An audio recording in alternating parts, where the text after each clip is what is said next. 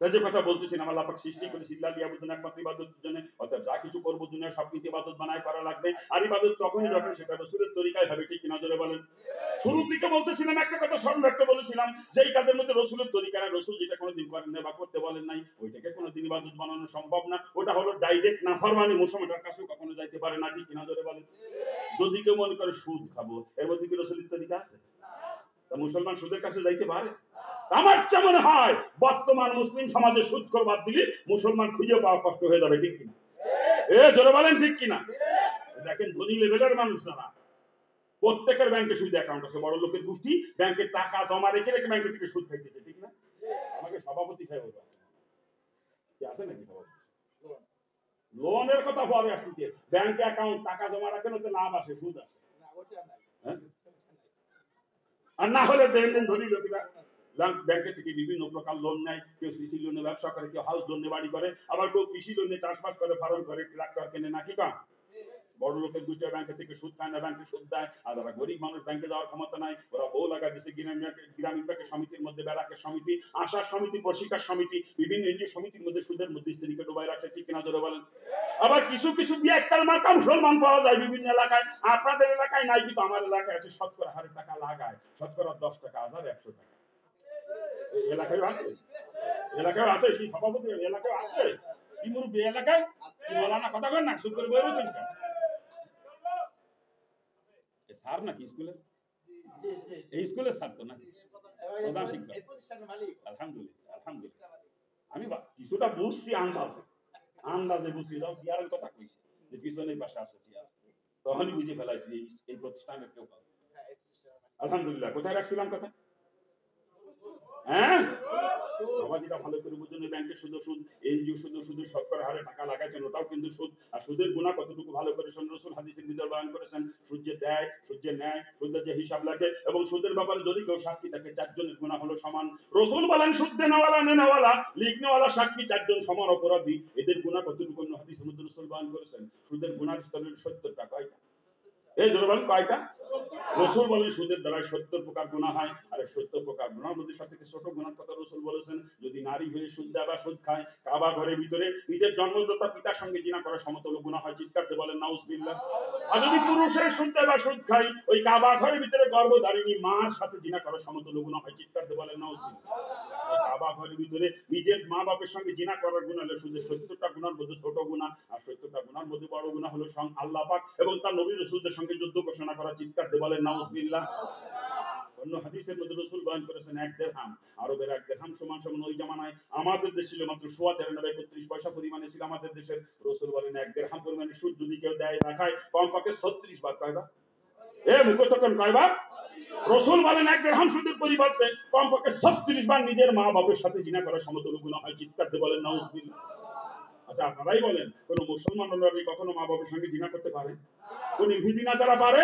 কিন্তু আমরা মুসলমানের গোষ্ঠী আজকে তাই করতেছি। বউরে দিয়ে সমিতি করাইয়ে, সুদে টাকা আনাইয়ে ওই স্ত্রীকে তার বাপের সঙ্গে জিনা করাইতেছি। আর আমি বদমাশি সুদে টাকা খাই আমার মার সাথে জিনা করতেছি। মুসলমান পাও ধরেছি, যদি কোন প্রকার সুদের সঙ্গে কারো সম্পর্ক থাকে তওবা করেন। যদি জাহান্নাম থেকে বাঁচতে মন চায়, না সুদের সঙ্গে জড়িত থাকা বাদে কেউ মারা যান, কসম খোদার, কসম খোদার, কসম খোদার, কাল কিয়ামতের ময়দানে জান্নাতে গিরানো আপনার নাক পর্যন্ত পৌঁছাবে না, জান্নাতে গিরানো হবেন না। আমরা তওবা করতে পারবো না সুদের থেকে? পারবো না? যে কোনো প্রকার সুদ না খায়, ওটা তওবা করে বাদ দেবো। এতদিন ছিলাম, আর থাকবো না সুদের সঙ্গে। কথা ঠিক কিনা? তওবা করলে আল্লাহ মাফ করে দেবে। আশার বাণী শোনাইছে, লা তাকনাতু মির রাহমাতিল্লাহ, বান্দা আমার রহমত থেকে নইরা শেষ না, এতদিন সুদের ভিতরে লিপ্ত ছিলি, তওবা করে ফিরে আয়। তো তওবা করতে দেরি হবে, আমি আল্লাহ তোকে মাফ করতে দেরি করবো না। কি তওবা করতে পারবো তো ইনশাআল্লাহ? এই এলাকায় সমিতি টমিতি না, আমার এলাকায় দেখি এক এক মহিলা 4-5টাও করে সমিতি, কিস্তি দিতে দিতে জীবন শেষ, কিস্তি দিতে। এলাকার মহিলারা সমিতি করে? এলাকার মহিলারা সমিতি করে? ও মাগো মারে, আমার উপরে রাত্রে না মাগো, আমি তোমার ভাও ধরেছি, তুমি মুসলমানের মেয়ে, তুমি তোমার বাপের সঙ্গে জিনা করতেছো কেন মাগো?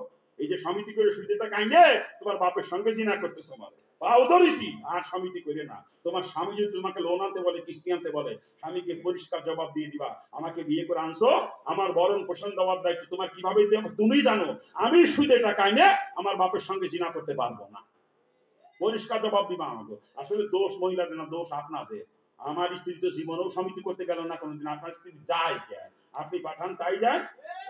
সাইজ তো আপনারে করা দরকার জুতো দিয়ে, তাও জুতো দিয়ে আপনার বিয়া কেউ বউ দিয়ে সমিতি করায়। আবার মুসলমান লজ্জা করে না?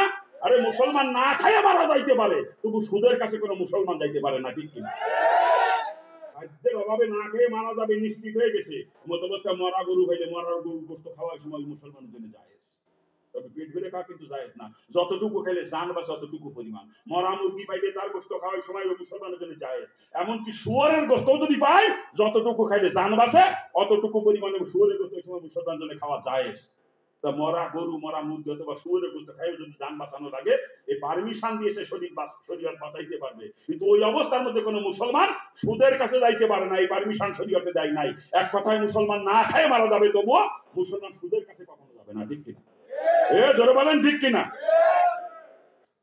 ওই তবলিগি চিল্লা মারে, বছরে বছরে চিল্লা যায়। আর ওর বউ সমিতি করে বন্ডামি, তুই বন্ডামি জাগা পাও না, বন্ড কোথাকার।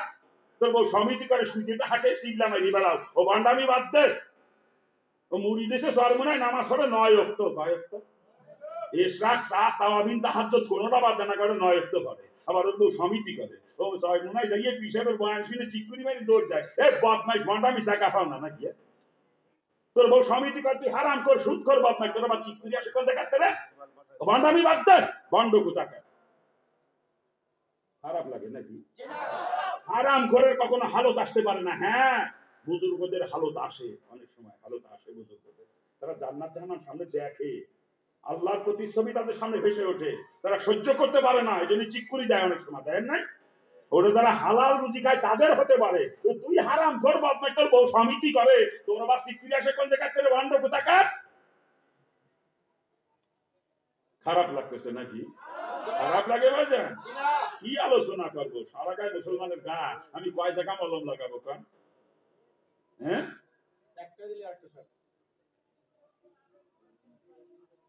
আলোচনা করতেছি যেই কাজের মধ্যে আমার রসুলের তরিকা নাই, রসুল যেটা জীবনে কোনোদিন করেন না বা করতে বলেন নাই, ওইটাকে কোনো ইবাদত বানানো সম্ভব না। ওটা হলো ডাইরেক্ট নাফরমানি, মুসলমানের কাছেও কখনো যাইতে পারে না, ঠিক কিনা জোরে বলেন? যদি কেউ মনে করে বেপরদায় চলবো, এই বাজান কই যান? এই এলাকা ডায়াবেটিস রোগী নাকি বেশি?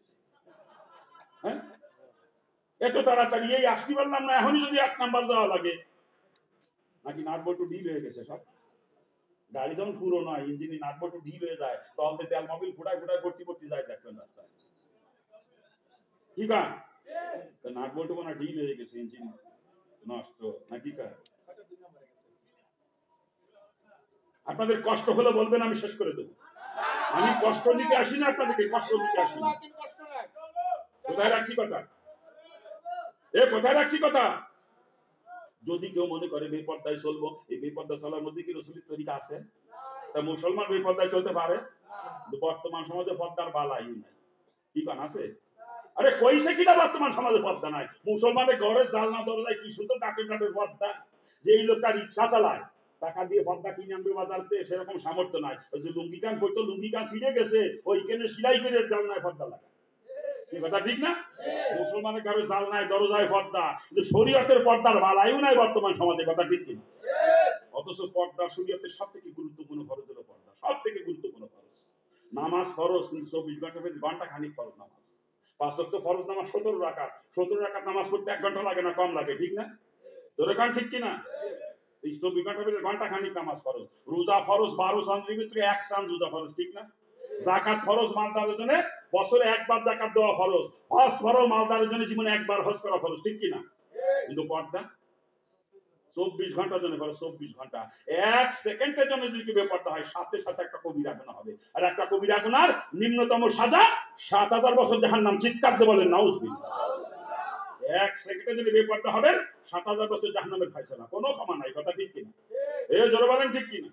এটা হলো পর্দার গুরুত্ব। আর পর্দার এরিয়া কতটুকু? যাকে বিয়ে করা হারাম তার সঙ্গে দেখা দেওয়া যায়, যাকে বিয়ে করা জায়েজ তার সঙ্গে দেখা দেওয়া হারাম, এটাই পর্দার এরিয়া। কি কথা ঠিক কিনা? যাকে বিয়ে করতে পারবেন না তার সঙ্গেই দেখা দিতে পারবেন, আর যাকে বিয়ে করতে পারবেন, বিয়ের আগ পর্যন্ত তার সঙ্গে দেখা দিতে পারবেন না, হারাম। মনে থাকবে। দেবরের সঙ্গে ভাবি দেখা দেওয়া হারাম, দুলাবার সঙ্গে শালি দেখা দেওয়া হারাম, ননদের জামার সঙ্গে শালাবো দেখা দেওয়া হারাম, মামাতো ভাই, খালাতো ভাই, চাচাতো ভাই, ফুফাতো ভাই, তালতো ভাইদের সঙ্গে বোনের দেখা দেওয়া হারাম, বিয়ার সঙ্গে বিয়ান দেখা দেওয়া হারাম, উস্তাদের সঙ্গে ছাত্রী দেখা দেওয়া হারাম, পীর সাহেবের সঙ্গে মহিলা মুরিদ দেখা দেওয়া হারাম। কি হুজুর মাসালা ঠিক আছে তো? হ্যাঁ, আবার ভুল মশলা কয়ে দেবো আপনার এলাকায় এসে হুজুর। কি মশলা ঠিক আছে তো? কিন্তু আজকে সমাজে পর্দার বালাইও নাই, কি পর্দার ওয়াজ করব? আমি মুফতি সাহেব, আমার বাড়ির মধ্যে সদরঘাট খোঁজ নিয়ে দেখে আমার মেয়ে দুইটা, বড় মেয়ে বিয়ে দিছি, মেজে মেয়েটাও যুবতী, আমার বড় মেয়ের জামাই এসে আমার বাসায় বেড়াইতে, আমার মেজো মেয়ে যুবতী, ও দুলোবার সঙ্গে কি পিড়ি, গলায় গলায় পিড়ি, শালি দুলোবাই, দুলোবার গালে উঠেও খাওয়াই দেয় শালি। কায়দারে আমি কিন্তু মুফতি, আমি মুফতি বলে ওটা মুফতি না, ওটা মূর্তি, মূর্তি জুতোতে সাইজ করবেন বদমাইশ। পর্দা মানে না বিয়াই কেলে আবার মুফতি হয় কেন রে? শরীয়তের সবথেকে গুরুত্বপূর্ণ ফরজ হলো পর্দা। এই পর্দা যার মধ্যে নাই, শরীয়ত তাকে বলছে ফাসিক। কি কথা কান? হ্যাঁ, আমি তবলিগির মোবাল্লেগ, বছরে বছরে চিল্লা মারি, আর আমার বউ মাঠের মধ্যে যে গরু বাঁধে, ছাগল বাঁধে বেপর্দা। কি বিয়াইকেল তবলিগালা রে, বিয়াইকেল তোর বান্ডামি বাদ দে, ও সিলা চালের বাতায় বুঝিয়ে থুয়ে দে, যদি জান্নাতে যাইতে মন চায় আগে তোর বউটারে মায়েরারে বাদদা করা, ঘরে তুই চিল্লা মারিস, তুই চিল্লা মারি বেড়াবি, আর তোর বউ গরু ছাগল বাঁধবে বেপর্দায় তোর মাইয়ে বিয়াইকেল। আর একজন মুড়ি দিয়েছে চরমোনায়, নামাজ পড়ে 9 ওয়াক্ত কালাম না, ওর মাইয়ে আবার কলেজে পড়ে, বেপর্দা স্কুল কলেজে যায় মাইয়ে, নাকি কা? ওই বদমাইশ চরমোনার মুরিদ না, শয়তানের মুরিদ। চরমোনার পিসাব কোনদিন তাকে মুরিদ বলে স্বীকার করে নাই। মরহুম আল্লাহর কুতুবে এই কথা বলতেন 3 বার, বর্তমান পিসাব এই কথা 3 বার বলেন। যার যুবতী মেয়ে বেপর্দা স্কুল কলেজে যায়, সে চরমোনার মুরিদ না, সে চরমোনার মুরিদ না, সে চরমোনার মুরিদ না। চরমোনার পিসাব করে মুরিদ বলে স্বীকার করে নাই, তুই শয়তানের মুরিদ, এই তুই শয়তানের চরমোনায় যাবি না। কোন চোর কই তোর চরমোনায় যাইতে? বিয়াক্কেল। খারাপ লাগে নাকি? আর একজন আজি সাহেব, আজি সাহেব, হ্যাঁ 13 বার হজ করেছে, ও মসজিদে করেই থাকে, তসবিহ হাতে নামে না। আজি সাহেবের মাইয়েও যুবতী মাইয়ে কলেজে পড়ে। 31শে চৈত্র রাত 12টা 1 মিনিটের সময় আজি সাহেবের মাইয়ে এই গালে লাগছে সে বৈশাখ, আর এই গালে শুভ নববর্ষ, দুই গালে দুটো লিখে রাত 12টা 1 মিনিটে আজি সাহেবের মাইয়ে কলেজ মাঠে যে বর্ষবরণ অনুষ্ঠান করতেছে, আর আজি সাহেব মসজিদের তসবিহটাতে, ওটা হাসি না 1 নম্বরের পাসি, ওরে ধাক্কাতে মসজিদে বাইর করে দেবেন শয়তানটা। ওর মাইয়ে পয়লা বৈশাখ মারি বেড়ায়, আর তসবি দেবো বান্দামি জায়গা পাও না, দয়ুস কোথাকার, এগুলো সব দয়ুস। রাসূলের পরিষ্কার হাদিস, দয়ুসু লা ইয়াদখুলুল জান্নাহ, দয়ুস কখনো জান্নাতে যাবে না, লা ইয়াদখুল, কখনো প্রবেশ করবে না। আর দয়ুস কাকে বলে? শরীয়ত। যে গার্জিয়ানের অধীনস্থ নারীরা বেপর্দায় চলাচল করে, অথচ গার্জিয়ানের ব্যাপার উদাসীন, ওই গার্জিয়ান হচ্ছে দয়ুস। আপনার বউ আর মাইয়ে মার্কেটে যে কেনের গুঁতো খেয়ে বেড়াচ্ছে, আপনি দয়ুস। যতই বোরকা পড়ে যাক মার্কেটে, কেনের গুঁতো মাপ নাই। ভাবেন যে বোরকা পড়ে যায় আমার বউ আমার মাইয়ে, যতই কেনের গুঁতো বোরকা পড়ে যাক, কেনের গুঁতো মাপ নাই। আর মার্কেটে আপনার বউ আর মাইয়ে গেছে খালি তা না, ও মার্কেটে যুবকরাও আছে, যুবকদের যদিও কোনো কাজ নাই, ওরা আড্ডা মারতে যায়, আড্ডা মারে ঘরে ফেরে, আর ভিড় বেশি দেখলে ভিড়ের মধ্যে ঢুকে যায়, আর বেশি ভিড়ের ভিতরে ঢুকে যেই তাকে মহিলা একটা কেন আগে করে মহিলাকে বুকে দেয়, কিন্তু আমি নিজে দেখছি। আপনার বউরে মাইরে মার্কেটে পাঠাইছেন, এই কেটোর কেনার গুতো খাতুনি মার্কেটে পাঠাইছে না। এই কাপড় পরবে আমার স্ত্রী, দেখবো আমি, আমার যেটা পছন্দ সেইটা কিনে দেবো, সেইটা পড়বে, কথা ঠিক কিনা? আর আমি কিনে নেবে পছন্দ হয় না, নিজে কেনার গুতো পেয়ে কিনতে চলে যা, বুঝতে পার না আমি একা না, ও তলে তলে না আরো 2-4টা আছে। আমি একাই যদিও নাং হইতাম, আমার যেটা পছন্দ সেইটাই করতো, কথা ঠিক কিনা? নিজে কেনার গুতো কিনে খাইয়ে কিনতে যায়, সেই নাঙ্গে গেলে দেখানোর জন্য। শয়তানি মহিলা। আরে বাপ জীবিত থাকতে কোনো মুসলমানের মেয়ের জন্য মার্কেটে যাওয়া হারাম, স্বামী জীবিত থাকতে মুসলমান স্ত্রীর জন্য মার্কেটে যাওয়া হারাম, উপযুক্ত ভাই থাকতে মুসলমানের বোনের জন্য মার্কেটে যাওয়া হারাম, উপযুক্ত ছেলে থাকতে মুসলমানের মায়ের জন্য মার্কেটে যাওয়া হারাম। খারাপ লাগতেছে নাকি? খারাপ লাগে বাজান? হ্যাঁ, বোরকা পরে মার্কেটে যায় ঠিকই, মার্কেটে যায় জাপুল তো ধুয়ে দেয়, বোরকা পরে যাইয়ে জাপুল তো ধুয়ে দেয়, কথা ঠিক না? হ্যাঁ, ওই যে জাপুলটা ধুয়ে দেয়, ওই শয়তানি, ওর আবার বোরখা লাগে কোন জন্য? চেহারা খোলা, ওই শয়তানির বা বোরখা কোন জন্য প্রয়োজন? হ্যাঁ, একজন নারীর প্রতি একজন পুরুষ আকৃষ্ট হয় তার পাশা দেখে না, চেহারা দেখে, কথা ঠিক না? চেহারাই যার খোলা, ও শয়তানি বা বোরখা কোন কাজে লাগে আমি তো বুঝলাম না। তো জাপুলটা ধুয়ে দেছে, তাকায় দিয়ে কপালের মাঝখানে টিপু একটা লাগাইছে, যে টিপ, তার মনে যে পাত্রে জুতো খুইয়ে ওর কপালে তুলে জুতো দিয়ে সাইজ করতে পারতাম। শয়তানি কোথাকার, যেই কপাল দিয়ে আমার আল্লাহর কুদরতি কদমে সেজদা দিবি ওই কপালে টিপ লাগাও বেশ্যার মতো। শয়তানি কোথাকার, এই টিপ ফোঁটা এটা বেশ্যাদের প্রতীক, বেশ্যাদের প্রতীক।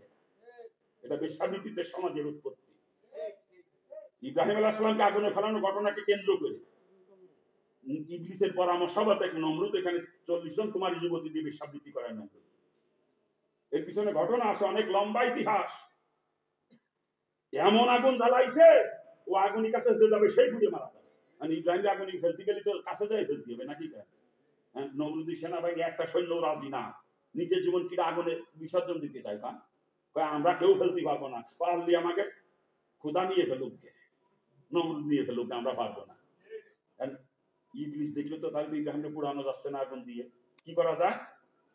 ইবলিস বুদ্ধি দিল নমরুদকে, লম্বা করে একটা চরক গাছ বানাও, ওই চরক গাছের মাথা ইব্রাহিমকে ঝুলইয়ে চরক গাছের গুড়া ধরে গুল্লি মারি আগুনের মধ্যে ফেলাই দিবা, তাহলে তাকে ভরবে না। নমরুদ ইবলিসের পরামর্শ তাই করলো, পরামর্শ মোতাবেক লম্বা চরক গাছ বানায় চরক গাছের মাথায় আল্লাহ খলিলকে ঝুলাইয়া আগুনে ফেলবে। নমরুদের সৈন্যবাহিনী চরক গাছ ধরে টানাটানি করতেছে, এক চুল পরিমাণ নড়াইতে পারে না, এক চুল পরিমাণ নড়াইতে পারে না। ইবলিস এসে দেখলো যে রহমতে ফেরেশতায় চরক গাছ ধরে দাঁড়াতে রয়েছে। সারা দুনিয়ার মানুষ কি টাইনিয়ে নড়াতে পারবে? আর টাইনিয়ে নড়াতে পারবে? ইবলিস দেখলো তাহলে তো ইব্রাহিমকে পোড়ানো যাবে না। ইব্রাহিমকে পোড়ানো পোড়াতে ফেরেশতা কাঁদাতে বানতে, আর ফেরেশতাতে কি করে কাঁদাতে ইবলিস তো আমি জানে না। ঠিক আছে, ইবলিস নমরুদের পরামর্শ দিল, যদি ইব্রাহিমকে আগুনে ধরতে চাও ওইখানে 40 জন কুমারী যুবতী দিয়ে বেশ্যাবৃত্তি করাইতে। কারণ ইবলিস জানে একবার জিনা যদি এখানে শুরু হয় ফেরেশতারা ওই দৃশ্য দেখে আর এখানে দাঁড়াবে না, ছেড়ে দিয়ে চলে যাবে, তখন ইব্রাহিমকে আগুনে থামানো সম্ভব। আর নমরুদ ইবলিসের পরামর্শ মোতাবেক 40 জন কুমারী যুবতী দেখে বেশ্যাবৃত্তি করাইলো, এবং ওই বেশ্যাদের কপালে নমরুদ নিজের হাতে ফোঁটা লাগাইয়া ওদেরকে সমাজের সম্মানিতা নারী বলে ঘোষণা করবে। ফোঁটা কি? এর উৎপত্তি এখান থেকে, দুনিয়া এর আগে কোনো নারী আর কোনোদিন কপালে ফোঁটা নাই নাই। ফোঁটার ইতিহাস ওখান থেকে শুরু, ওটা বেশ্যাদের প্রতীক। মুসলমানের মেয়েরা বউরা কপালে লাগাই লাগাই করে, হ্যাঁ সুবিধে নেই তো। আপনার স্ত্রী যদি বিশ্বাস হয়ে থাকে তো মানুষ এখন ওই এলাকায় আর নাই, কথা ঠিক না? একটা কয়েকদিনের মধ্যে আঙ্গুল খুলে কলা গাছ না বট গাছ, বট গাছ। চাকরি করে অফিসার, কাস্টম অফিসার অথবা সেটেলমেন্ট অফিসার নাকি কয় ঠেলা রে, কি রমরম অবস্থা। ওই যে কামলা ছিল, ওর বাপ কামলাগিরি করতো, বাপেরা নাচ করাই নিয়ে চলে আজি সাহেব, আজি সাহেব মসজিদে যাও এখন মাতবরি করে। আর আজি সাহেব বাজারে গেলি এদিন ভালো মাস্টার কাছে কেউ যাওয়ার কাকা দেয়, কারণ আজি সাহেবের টাকা কম নাই তো, পুরা বান্ডিল ধরে ধরে টাকা দেয়, বান্ডিল ধরে ধরে বাপের খরচ করার জন্য, ঠিক না?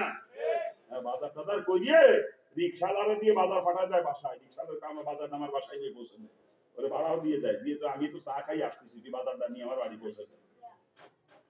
চার দোকানে যে চা এক কাপ নিয়ে চাতে চুমুক দেয় আর গপ্প ছাড়া শুরু করে। ওই যে গপ্প, গপ্প তো একটাই, আমার বলা বড় অফিসার, বড় মাপের অফিসার আমার বলা। এই ফিরাই ফিরাই সরকারি সফরে যায় বিভিন্ন দেশে, ট্যুরে যায়, ট্যুরে ট্যুরে।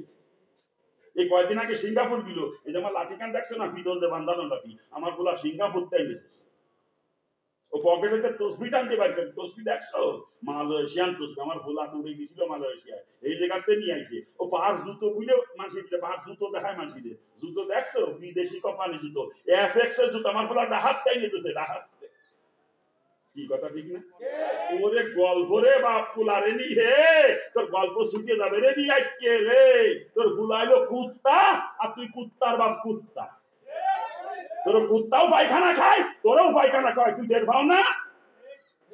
তুই তার গার্জিয়ান, তোর দায়িত্ব ছিল পোলার লাগাম ধরা। তুমি কয় টাকা বেতন পাও? এই যে ফ্ল্যাট কিনলে, এই যে বাড়ি করলে, জমি কিনলে, টাকা পাইলে কোথায়? হিসাব দাও। গার্জিয়ানের দায়িত্ব ছিল না হিসাব দেওয়া?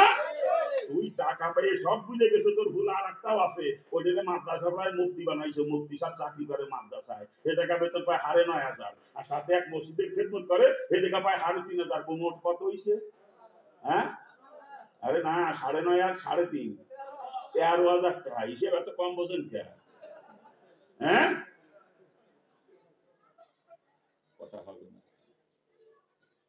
কোথায় রাখছি কথা?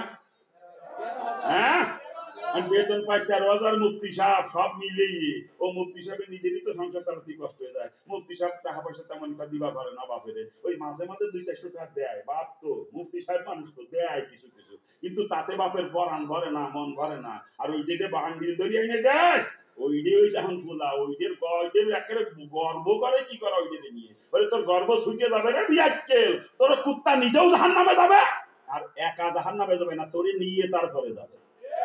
আল্লাহ কোরআনের মধ্যে পরিষ্কার করে জানাইতেছে, তাহাতাক দামিনা লিয়াকুনা মিনাল আসফালিন, ওই সন্তান তোকে কিয়ামতের দিন পায়ের নিচে ফেলবে, পায়ের নিচে ফেলায় পাড়ায়া চটকাইয়া তোকে নিয়ে তারপরে জাহান্নামে যাবে, ওই কুত্তা একা যাবে না। যারা গার্জিয়ান আছেন এখনো সতর্ক হন, ওলার লাগাম ধরেন, তুমি কয় টাকা বেতন পাও, এই যে খরচ করো রামদাম, টাকা পাইলা কোথায়, হিসাব দাও। কি কম আমরা গার্জিয়ানের গোষ্ঠী বর্তমানে হিসাব নি না, পুরা টাকা দিলেই আমরা খুশি, তোর খুশি ছুটে যাবে রে বিয়াক্কে, তোর খুশি ছুটে যাবে। খারাপ লাগতেছে নাকি? এই যে চাকরি বাকরি করতেছি রাসূলের তরিকার খেলাফ বাজান, এই চাকরি হয়ে যাচ্ছে নাফরমানি, এই চাকরির কারণে কিয়ামত আমাকে জাহান্নামে যাওয়া লাগবে, কারণ ইবাদতের পরিণতি জান্নাত আর নাফরমানির পরিণতি কিন্তু জাহান্নাম। ঠিক কিনা জোরে বলেন, এই জোরে বলেন ঠিক কিনা? এভাবে জিন্দেগির প্রত্যেকটা কাজকে ইবাদত মানা করা লাগবে, কারণ আল্লাহ সৃষ্টি করেছে ইল্লা লিয়াবুদুন, একমাত্র ইবাদতের জন্য। কথা ঠিক কিনা? জোরে বলেন ঠিক কিনা? আর এমন কোন সেক্টর মানুষের জিন্দেগিতে নাই যেই সেক্টরের মধ্যে আমার রাসূলের তরিকা নাই। কথা ঠিক না? কি আপনারা কি বলেন? আচ্ছা, বিয়ে শাদীর মধ্যে কি রাসূলের তরিকা আছে? রাসূল বিয়ে শাদী করেছেন জীবনে? হ্যাঁ, একটা দুইটা না, 13টা পর্যন্ত রাওয়ায়াত আসছে রাসূলের বিবাহে, 13টা পর্যন্ত রাওয়ায়াত আসছে। তবে 9টার রাওয়ায়াতটা জোরালো বেশি, এজন্য আমরা 9টার পক্ষে, কিন্তু 13টা পর্যন্ত রাওয়ায়াত আসছে। তাহলে রাসূলের তরিকা বিয়ে শাদীর মধ্যেও আছে নাকি?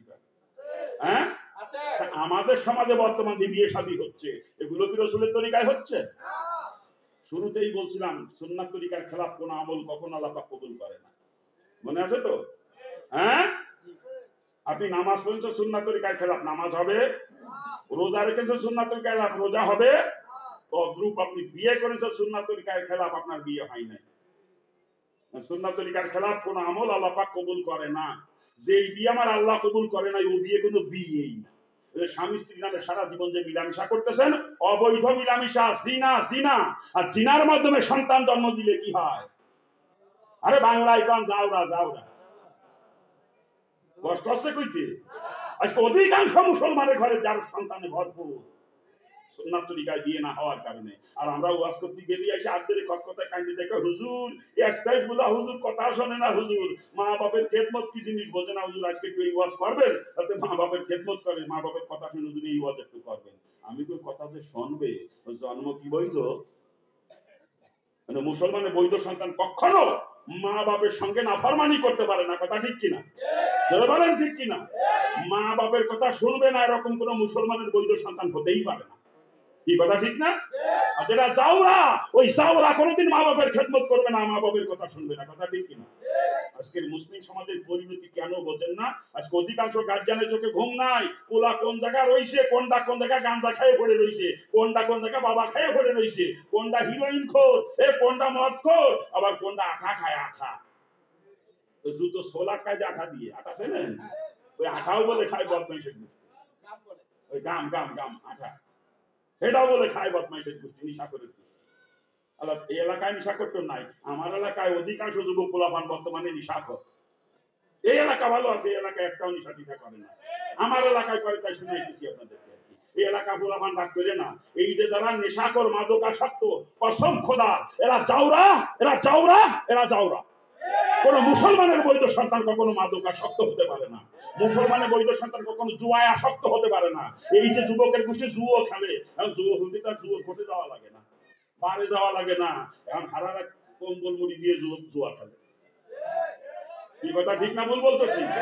এই জন্য বলেন, মুসলমানের বৈধ সন্তান কখনো মাদকাসক্ত হতে পারে না, জুয়ায় আসক্ত হতে পারে না। আর যারা মাদকাসক্ত, জুয়ায় আসক্ত, কসম খোদার, ওরা যার সন্তান, ওদের খোঁজ নিয়ে দেখেন ওদের মা বাপের বিয়ে সুন্নাত তরিকায় হয় নাই। খালি কই ছেলে মেয়ে কথা শুনি না, তোর বিয়ে হয়েছে, বিয়ের সাথে কি সাইজ দেখি আমার কলজে ফাটিয়ে যায়। এরা বলে মুসলমান। আপনাদেরকে মুসলমান ভাবতে ঘৃণা লাগে মাঝে মাঝে আমার কাছে।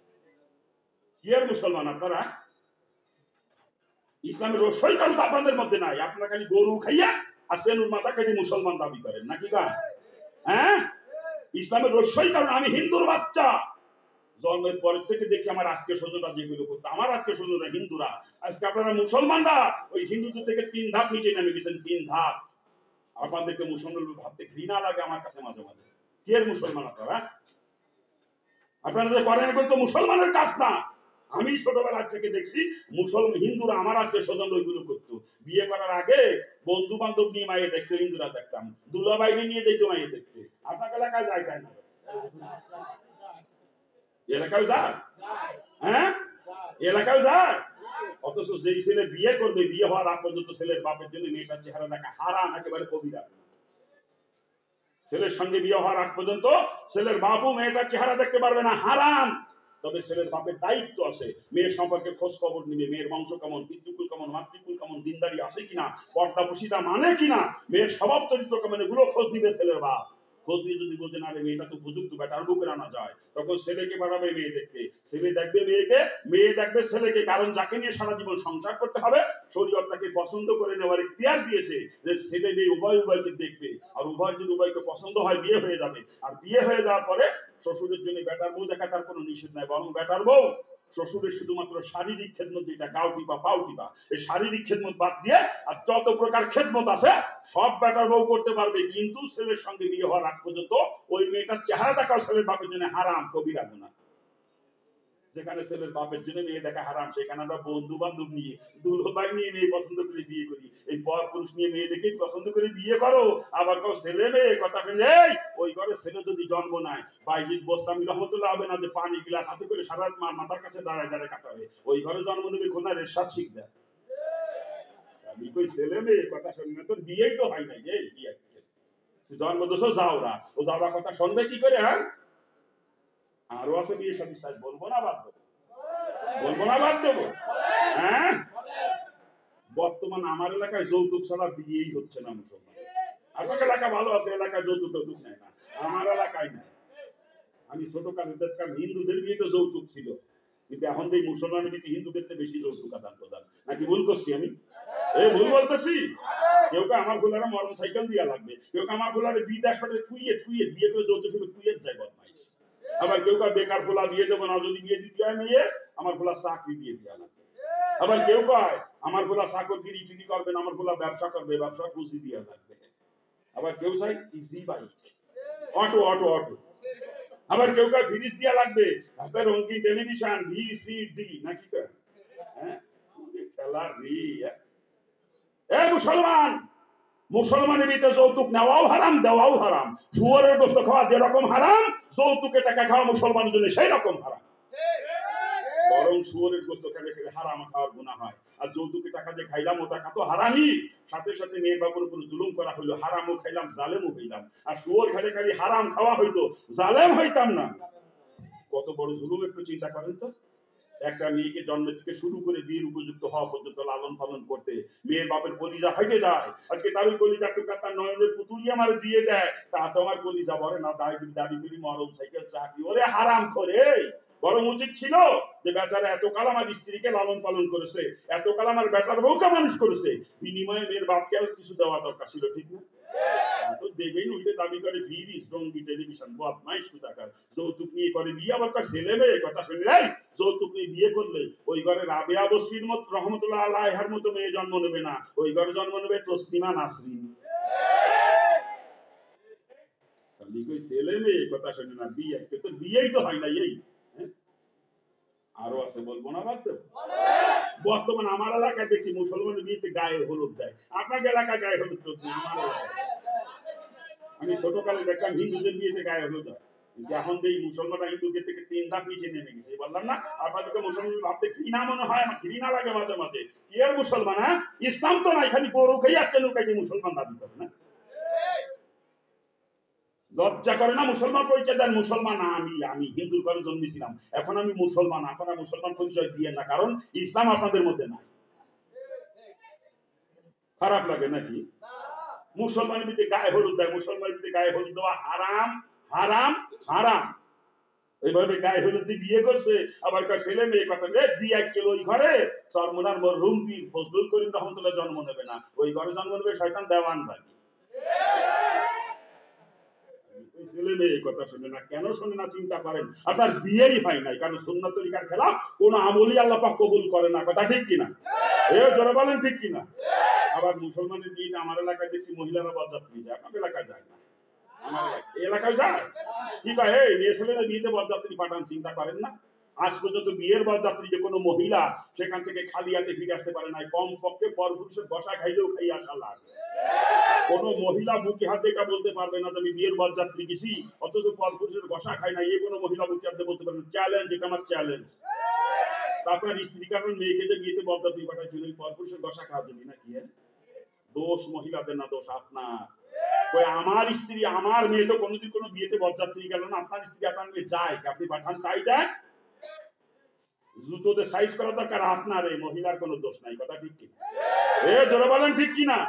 ও বিয়ে একটা যুবতী বোর্ডার যুবতী মেয়েটারে বিয়েতে বরযাত্রী পাঠাতে মুসলমান হয়ে যায়, লজ্জাও করে না। আরে কোনো মুসলমানের বাড়ির মেয়ে ছেলেরা জীবনে কোনোদিন বিয়েতে বরযাত্রী যায় না, আর যে বাড়ির মহিলারা বিয়েতে বরযাত্রী যায় হতে পারে হাজী সাহেব, হতে পারে তবলিগের মোবাল্লেগ বা সরমুনার মুরি, ও মুসলমান না যদি মুসলমানই হইতো ওর বাড়ির মেয়ে ছেলেরা কোনোদিন বিয়েতে বরযাত্রী যেত না। খারাপ লাগতেছে নাকি? খারাপ লাগে বাজান? লাগলে কিছু করার নাই, এটা সত্যি কথা তাই বলতেছি। আপনারা যা করেন তাই বলতেছি। আপনারা মুসলমানের সন্তান, আমি হিন্দুর বাচ্চা, আপনারা যা করেনও মাইনে নিতে আমার খুব কষ্ট হয়, আমি মাইনে নিতে পারি না। কেমনে মানবো কন? কোরআন হাদিসের সঙ্গে যার কোনো সম্পর্ক নাই ওটা মানবো কি করে বলে জানো? বুঝুন আরো আছে, বলবো না, বাদ দেবো?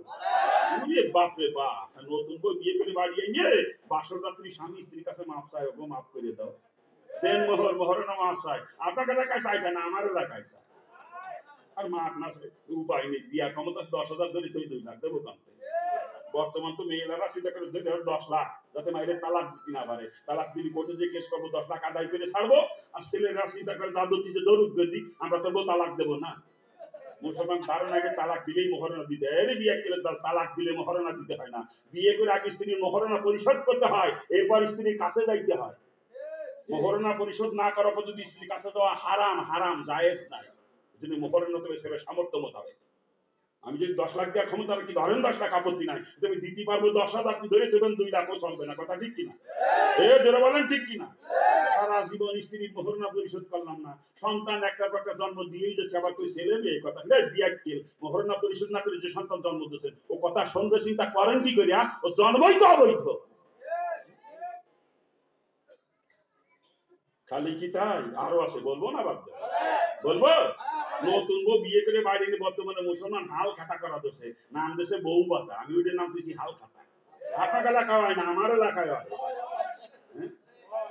অথচ আপনি পোলা বিয়ে করাইছেন, ঘরে নতুন বউ এসে আপনি খুশি, আর এই খুশিটা প্রতিবেশীদেরকে আত্মীয় স্বজনকে দাওয়াত করে খাওয়ানো সুন্নাত, যেটাকে বলা হয় অলিমা। কি বলে? অলিমা করা কি সুন্নাত। আপনার ঘরে নতুন বউ এসে আপনি খুশি, প্রতিবেশী আত্মীয় স্বজনকে দাওয়াত করবেন, ওরা এসে খাইয়ে খুশি হয়ে দোয়া করে চলে যাবে আপনার পোলা বেটার পর্যন্ত। কারো কাছ থেকে কোনো বিনিময় নেওয়া হারাম। যদি কেউ কিছু নিয়েও আসে বলতে ভাইজান ওটা নিতে পারবো না, আমি হাল খাতা খুলি নাই, ব্যবসা করতে বসি নাই, আমি অলিমা করছি, আপনি না জানি আনছেন ফিরে নিয়ে যাওয়া লাগবে, ওটা রাখলে আমার পোলার বিয়ে নষ্ট হয়ে যাবে, আমি রাখতে পারবো না, ফেরত দিয়ে দিতে হবে। কি কান? ফেরত দিয়ে এত দূরের কথা, ওই ব্যবসা করার জন্য তো অনুষ্ঠান পাঠাইছে না, ঠিক আছে? নিজের কাছে টাকা নাই, ও বদমাস বেড়াকে তেলন তোলে অনুষ্ঠান করার জন্য, হিরামিনদাকে তোলন তোলে না, কি কয়? এলাকায় হিন্দু আছে মহাজন, সুজে মহাজন, হিন্দুর কাছে সুজে খাইনি অনুষ্ঠান করে, কথা ঠিক না? আর দাওয়াত দেয় কারে জানেন? আত্মীয় স্বজন প্রতিবেশী যারা গরিব আছে তাদের একটু মুখ দিয়েও কয় না, বাচ্চে বাচ্চে এলাকার মাথা মোটার গোষ্ঠী দিয়ে কাঠ দিয়ে দাওয়াত দেয়, কাঠ দিয়ে। আগে দাওয়াত দিবেন আমাকে ভাই জানবে, তুমি মোটা অঙ্কের পাওয়া যাবে না, বোঝেন না? দাওয়াত দিবে না, তুমি মোটা অঙ্কের পাওয়া যাবে না, কি কথা কান ঠিক কিনা? হ্যাঁ, এলাকার চেয়ারম্যান, মেম্বার, কমিশনার এগেরে দাওয়াত দেয়, বড় বড় নেতাগেরে দাওয়াত দেয়, কিন্তু রক্তের কোনো সম্পর্ক নাই, আত্মীয়তার কোনো বন্ধন নাই, তাদেরকে দাওয়াত দেয় কার্ড দিয়ে দিয়ে বেশি মোটা অঙ্কের পাওয়ার জন্য, কথা ঠিক না? জোরে কান ঠিক কিনা? আল্লাহ মাফ করুক, আল্লাহ মাফ করুক। এই অনুষ্ঠান এইভাবে যারা করো, ওগুলোর নাম দিয়েছে আমি ডিজিটাল ভিখারি, ডিজিটাল ভিখারি। এমনি তো ভিখারিরা মানুষের বাসা বাসায় যে ভিক্ষে চায়, বাজারে দোকানে দোকানে ভিক্ষা চায়, ঠিক না? আর এই ডিজিটাল ভিখারির গোষ্ঠী কৌশল এখতিয়ার করছে, মানুষের দাওয়াত করে নিজের বাড়ি ডাইকে এনে দিবে, খাওয়ানোর কথা কয়ে খাওয়াই দিবে ঠিকই, খাওয়ায় তার সামনে থাল পাতানো, থালের মধ্যে কিটা কিটি বাজা। কি কথা ঠিক না? জোরে কান ঠিক কিনা? গোষ্ঠী ভিকারির দল লজ্জা করে না? মানুষের দিকে খাওয়ার কথাকে দাওয়াতকে নিজে বানিয়ে থাল কতটা সামনে ভিকারির মতো। তুই কাল থেকে রাস্তায় থাল নিয়ে বসবি ঈদগার সামনে, ওই রাস্তার পর ঈদগা পাবে রাস্তার পর। আমিও যাওয়ার সময় তো থালের মধ্যে কিছু দিয়ে যাবা রে বিয়ে ভিকারি বদমাইশ, লজ্জাও নাই। মানুষের দিকে খাওয়ার কথাকে বাড়ি দাওয়াত করে ইফতার ভিকারির মতো থাল পাবে। কত বড় হারাম খোর বদমাইশের গোষ্ঠী, চিন্তা করে। আর এরকম অনুষ্ঠান যে জায়গা হয়, ওই অনুষ্ঠানে খানা খাওয়া শুয়োর খাওয়ার মধ্যে কোনো পার্থক্য নাই। ওই দাওয়াত খাওয়া হারাম, একেবারে হারাম। যদি জীবনে এরকম দাওয়াত খাইয়ে থাকেন, তওবা করেন। এই মুহূর্তে তওবা করে আল্লাহ মাফ করে দেবেন। এই মুহূর্তে তওবা করেন। আর যদি ভবিষ্যতে এরকম কোন অনুষ্ঠানে দাওয়াত খান, তাহলে শুয়োর খাইছেন কিন্তু মনে রেখে দিয়ে। আল্লাহ পাক সকলকে বোঝার এবং আমলের তৌফিক দান করুন। খারাপ লাগতেছে আপনাদের নাকি? খারাপ লাগে বাজান? আরো আছে বিয়ে সাথে চাই, বলবো না, বাদ দেবো। আমি যখন ছোট ছিলাম, মালানা মালানা বলেন কামতেছে থামেন, আরে রাত চলবো। আপনাকে একদিন আমাদের প্রতিদিনের চিন্তা করা লাগবে না? তারপর আপনাকে এলাকার মানুষ বসে না, কোরআন হাদিসের মসজিদের সঙ্গে বিয়াদবি করে।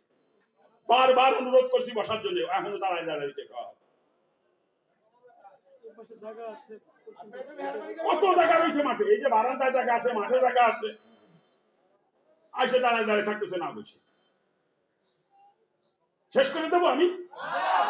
আমার সাহেব চলে আসছেন কিন্তু আজকের মাহফিলের প্রধান অতিথি নাকি? আখেরি বয়ান ও মুনাজাত করবেন আমার সাহেব। কিন্তু হযরত আমাকে খেলাফতি দিয়েছেন, আমি হযরতের খলিফা। এবং কোনাবাড়ির পৃষ্ঠা হুজুর, অনেকে চেনেন অনেকে চেনেন না। জসকোট মসজিদের খতিব হযরত, বহুত বড় আলেম, বহুত বড় বুজুর্গ আলেম। মদিনায় আল ইমাম ইউনিভার্সিটি থেকে ডক্টরেট ডিগ্রি আনা হুজুর, আল ইমাম ইউনিভার্সিটি থেকে। এত বড় একজন আলেম, বাংলাদেশের খ্যাতনামা 3 জন পীর সাহেবের খলিফা। হাটাজারির মরহুম হযরতের খলিফা শফি সাহেব রহমাতুল্লাহ আলাইহি। তারপরে বসুন্ধরা জাকারিয়া রিসার্চ সেন্টারের প্রতিষ্ঠাতা পরিচালক যিনি, সাইদ সাহেবুদ্দিন দামাত বারকাতুহু, হযরতের খলিফা। বরিশাল হরিনাপুরিয়ার পীর সাহেব আব্দুল খালেক সাহেবুদ্দিনের খলিফা। 3 জন বুজুর্গ খলিফা বাংলাদেশে। এত বড় একজন সাহেব। গাজীপুরের মানুষ অনেকেই চেনে না, হযরতের বাসা কোনাবাড়িতে। কোনাবাড়িতে হযরতের মাদ্রাসা নুরিয়া। হযরত জসকোট মসজিদের খতিব। আমার পরে হযরত আলোচনা করবেন আমার সাহেব, এবং আখেরি মোনাজাত করবেন। সাথে সাথে 7টা ছেলেকে মনে হয় পাগড়ি দেওয়া হবে নাকি? 7 জন হাফেজ সাহেবকে মাদ্রাসায়, যে মাদ্রাসার উদ্যোগে মাহফিল, মাদ্রাসার তরফ থেকে 7 জন হাফেজ সাহেবকে পাগড়ি দেওয়া হবে। হযরতের হাতেই পাগড়ি হবে, বরকতি হাতে, নাকি বলেন? আমরা তো অনুষ্ঠান শেষ না করে আখেরি মোনাজাত না দিয়ে যাবো না তো কেউ? যাবো না তো কেউ? যদি যান তাহলে দাবি থেকে যাবে আমার কিয়ামত পর্যন্ত। আমার সাহেব যেখানে আসবেন আর আমি বয়ান ছাড়লে আপনারা চলে যাবেন, এটা আমি মেনে নেবো না, দাবি ছাড়বো না। সোজা হিসেবে সাহেব অল্প সময় কথা বলবেন, আখেরি মোনাজাত করবেন। মোনাজাত না করে আমরা কেউ যাবো না, কথা ঠিক না? আমি কি আলোচনা একটু সামনে করবো না বাদ দেবো? করবো না বাদ দেবো? যে কথা বলতেছিলাম, ছোটবেলা থেকে দেখছি হিন্দুদের বিয়েতে মাইক ভাড়া করে আনতো, তারপরে বক্স ভাড়া করে নিয়ে আসতো। বক্স আইনিয়ে গান বাজনা হয়তো হিন্দুদের বাড়ি বিয়েতে। আর বর্তমান দেখি আমার এলাকায়, আপনাদের এলাকায় না, আমার এলাকায় দেখছি মুসলমানের বিয়ে বাড়ি ডেক সেট নিয়ে আসে। ডেক সেট আইনি কি চালাইতা জানেন? ডিজে। ডিজে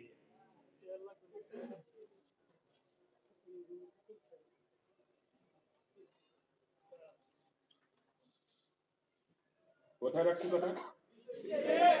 হ্যাঁ, বক্সের বাড়ির গুতো এলাকার মাটি থরথর করে কাঁপতে থাকে, ঠিক কিনা? জোরে কান ঠিক কিনা? ওই এলাকার মানুষ রাত্রির মধ্যে ঘুমাইতে পারে না বক্সের গুতো, ঠিক না? এলাকায় যারা নামাজি মানুষ তারা ঠিক মতো নামাজ কালামও পড়তে পারে না, ঠিক কিনা? জোরে বলেন ঠিক কিনা? এখন যেই বিয়েতে এরকম বক্স বাজে, গান বাজনা হয়, ওই বিয়ে এলাকা কোনদিন কবুল করে? ওই বিয়ে কোনদিন এলাকা কবুল করে? এই বক্স বাজায় বাজায় যারা বিয়ে করছো, ছেলে মেয়ে যে কয়টা জন্ম দিবা সব কয়টা যাওয়া হবে, সব কয়টা। আর ওই যারও জীবনে যাওরা কোনোদিন জীবনে মা বাবার কথা শুনবে না, কোনোদিনও না। ওরা মাদকাসক্তই হবে, ওরা জুয়ায় আসক্ত হবে, ওরে ফিরাইতে পারবা না তুমি যত চেষ্টা করো। ওই হুজুরের দিয়ে দোয়া করাবা, হুজুরের দিয়ে দোয়া করাই না, হুজুরের তাবিজ বানায় তোমার ফুলার গলায় ঝুলিয়ে দিবা, কোনো লাভ হবে না, কোনো লাভ হবে না, কারণ জন্ম অবৈধ। কি কথা কান ঠিক কিনা? জোরে কান ঠিক কিনা? এভাবেই চলবে মুসলিম সমাজটা, পরিবর্তন আনতে হবে। এভাবেই চলবে না, পরিবর্তন আনতে হবে। আজকের ময়দানে যারা গার্জিয়ান আছেন, গার্জিয়ানদের পা ধরেছি আমি। কোন গার্জিয়ান ছেলে মেয়ে দিয়ে সুন্নাত তরিকার খেলাফত দিয়েন না। যার সন্তানের জন্ম সমাজে আর আপনারা দিয়েন না। আজকের মুসলিম সমাজ এই যার সন্তানে বোঝা বইতে বইতে এত ক্লান্ত আজকের মুসলিম সমাজ।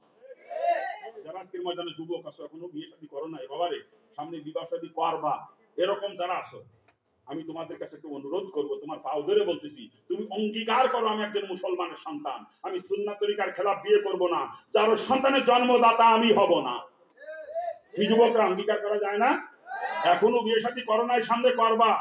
কারা কারা অঙ্গীকার করতে পারো সুন্নাত তরিকার খেলাফ আমি বিয়ে করব না, আমি যার সন্তানের জন্মদাতা হব না? কারা কোন কোন যুবক এখনো হাত তোলে না? কারবার দেখছে নিয়ে এখনো হাত তোলে না যুবকের গোষ্ঠী? নামান হাত। আল্লাহ পাক যুব সমাজকে কবুল করুক, জোরে বলেন আমিন। এই যারা হাত তুলতে পারে না, ওদের নিয়ত খারাপ হয়, ওরা ডেক্সে টানবে বিয়েতে, আনালে যৌতুক নেবে বাপ মাইশের গোষ্ঠী, নাকি কা? এজন্যই হাত তোলে নাই, কথা ঠিক না? হ্যাঁ জোরে কান ঠিক কিনা? আল্লাহ পাক সকলকে বোঝার এবং আমলের তৌফিক দান করুক, জোরে বলেন আমিন। খালি কই ছেলে মেয়ে কথা শোনে না, কেন শোনে না চিন্তা ভাবনা করেন একটু। ছেলে মেয়ে কথা না শুনে পিছনে কারণ আমি চারটা খুঁজে পাইছি, চারটা কারণ। তার ভিতরে এক নাম্বার কারণই সুন্নাত তরিকায় মা বাপের বিবাহ না হওয়া। আর মা বাপের বিবাহ সুন্নাত তরিকায় না হলে সন্তান হয় যার সন্তান, ও জীবনে মা বাপের কথা শোনে না, কথা ঠিক কিনা? এ জোরে বলেন ঠিক কিনা? বাকি তিনটা কারণ আছে ছেলে মেয়ে কথা না শোনার পিছনে, বলবো সংক্ষেপে টাচ দিয়ে চলে যাব। ছেলে মেয়ে কথা না শোনার পিছনে 2 নাম্বার কারণ হচ্ছে হারাম খেয়ে সন্তান জন্ম দেওয়া। আজকে সমাজে হারাম খোর বাতিলি মানুষ খুঁজে পাওয়া খুব কষ্ট, কথা ঠিক না? ওই ব্যবসার মাধ্যমে হারাম খাচ্ছে, চাকরির মাধ্যমে হারাম খাচ্ছে, আর একজনের হক নষ্ট করে হারাম খায়, কথা ঠিক কিনা? এ জোরে বলেন ঠিক কিনা? হারাম খেয়ে ছেলে মেয়ে জন্ম দিবি, হারাম জাতি হয়, জীবনে কোনোদিন মা বাপের কথা শোনে না। কয়টা কারণ কথা না শোনার পিছনে কারণ? 2টা। 3 নাম্বারটা কি বলবো? 3 নাম্বারে বেপর্দা মহিলার গর্ভে সন্তান জন্ম নেওয়া। বেপর্দা মহিলার গর্ভে কখনো নেক সন্তানের জন্ম হয় না, কখনো না। বর্তমান অধিকাংশ মহিলারা বেপর্দা, যার কারণে অধিকাংশ মুসলমানের ঘরে এই বেহায়ার জন্ম হচ্ছে, বেহায়া বেপর্দা বেহায়া ছেলে মেয়ে জন্ম হচ্ছে, কথা ঠিক কিনা? এ জোরে বলেন ঠিক কিনা? নেককার সন্তান জন্ম দিতে গেলে বাপকে যেরকম হালাল রুজির উপরে চলতে হবে, মাকে সেরকম পর্দানিশীল হতে হবে, সাথে মা বাপের দিয়ে সুন্নাত তরিকা মতো হতে হবে। আর সন্তান জন্মের পরে সন্তানের প্রতি 7টা দায়িত্ব আছে মা বাপের, এই 7টা দায়িত্ব যথাযথভাবে পালন করতে হবে। এটা 4 নাম্বার দায়িত্ব ছেলে মেয়ে কথা না শোনার পিছনে কারণ। ছেলে মেয়ের প্রতি দায়িত্ব 7টা আমরা যথাযথভাবে পালন করি না। কয়টা কারণ বলছি? 1 নাম্বার সুন্নাত তরিকায় বিবাহ না হওয়া, 2 নাম্বার হারাম খেয়ে সন্তান জন্ম দেওয়া, 3 নাম্বার বেপর্দা মহিলার গর্ভে সন্তান জন্ম নেওয়া, আর 4 নাম্বার সন্তানের প্রতি দায়িত্ব অবহেলা করা, দায়িত্ব পালন না করা ঠিক মতো। দায়িত্ব আবার 7টা, কয়টা? সংক্ষেপে একেবারে টাচ দিয়ে চলে যাব। সন্তানের প্রতি 1 নাম্বার দায়িত্ব মা বাবার, সন্তান ছেলে হোক আর মেয়ে হোক, জন্মের সাথে সাথেই অন্য কোনো শব্দ কানে ঢুকা আগেই তার ডান কানে আজান, বাম কানে কামত দিতে হবে, তো অন্য কোনো শব্দ কানে না ঢুকে। আর আমাকে ছেলে মেয়েরা আগে জেনারেশনে ডিজে ওরা তো ওইরামই হবে, নাকি কা? হ্যাঁ, ছেলে হোক আর মেয়ে হোক কোনো পার্থক্য নাই, ডান কানে আজান বাম কানে কামত দিতে হবে, মনে থাকবে? জন্মের পর অন্য কোনো শব্দ কানে ঢোকার আগেই এই আল্লাহু আকবার শব্দগুলো যদি কানে ঢুকাই দিতে পারো, ওইটা কোনোদিন নাস্তিক মার্কা হবে না, ওটা আল্লাহু আল্লাহ। 2 নাম্বার দায়িত্ব সন্তানের প্রতি মা বাপের। সন্তানের বয়স যখন 7 দিন, 7 দিনের দিন মাথার চুল কামাইয়া চুলের ওজন পরিমাণে, সামর্থ্য থাকলে সোনা সদকা করে দিবে, আর সামর্থ্য কম থাকলে চুলের ওজন পরিমাণে রূপা সদকা করে দিবে। কয় নাম্বার গেল দায়িত্ব?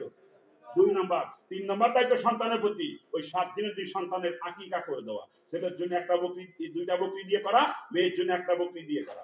সামর্থ্য যদি না কোলায় 1টা দিয়ে করলেও ছেলের আকিকাও হয়ে যাবে।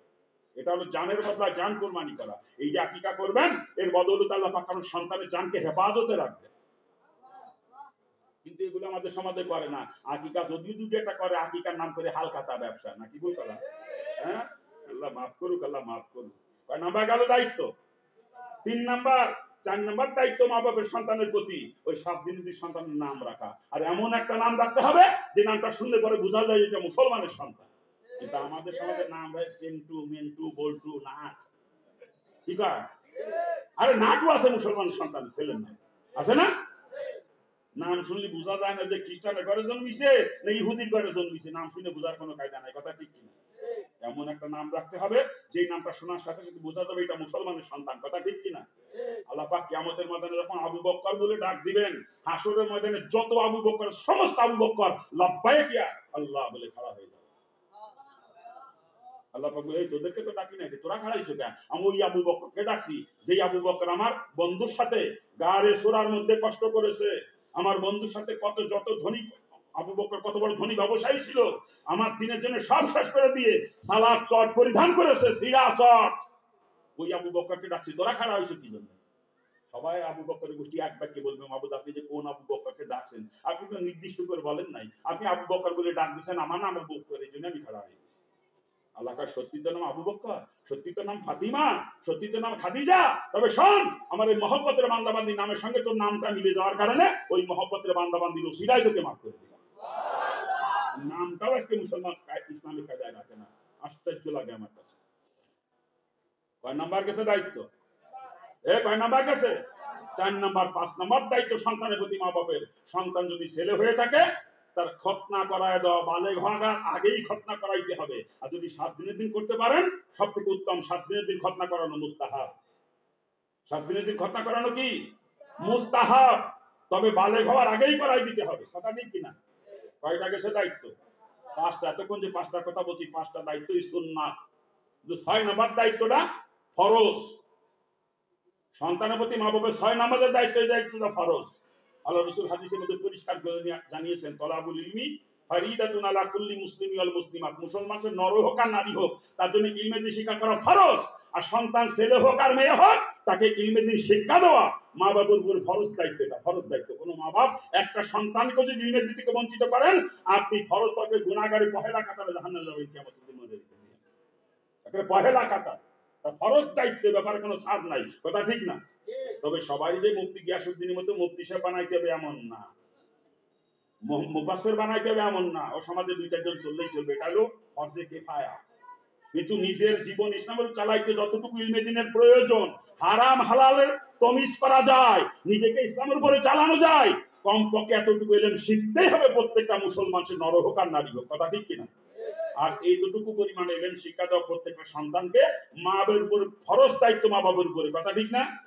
যদি একটা সন্তানকে প্রয়োজন পরিমাণ ইলম থেকে বঞ্চিত করেন, আপনি ফরজ তর্কের গুনাহগার হিসেবে জাহান্নামে চলে যাবেন। মনে রেখে দিন, এটা ফরজ দায়িত্ব আপনার প্রতি।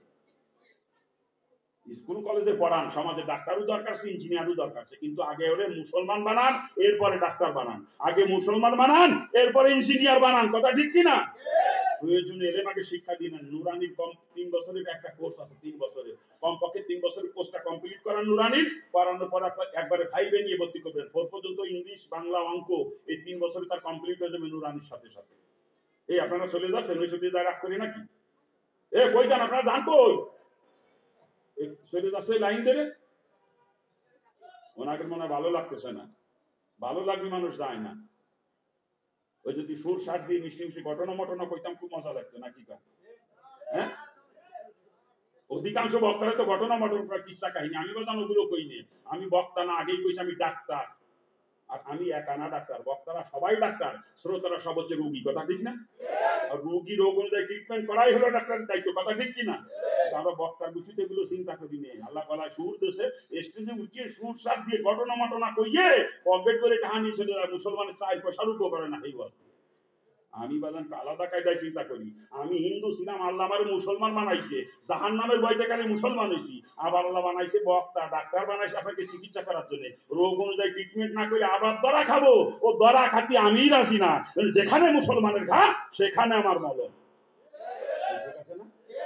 এলাকার রোগ অনুযায়ী ট্রিটমেন্ট হচ্ছে তো?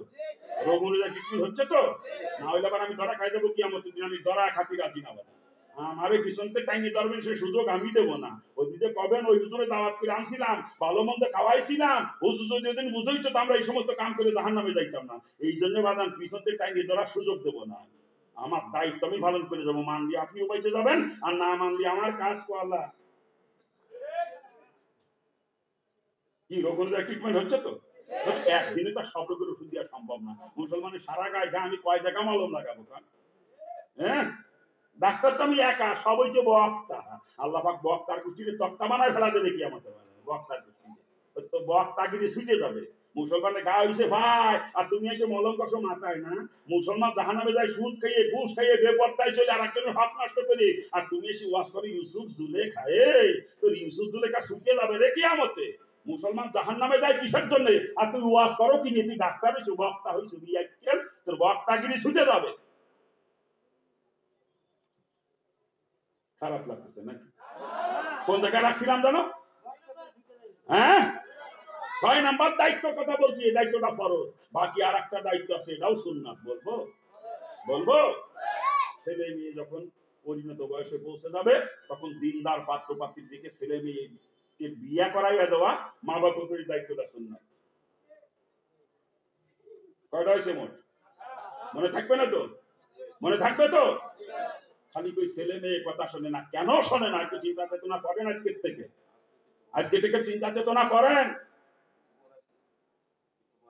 ও বাজান,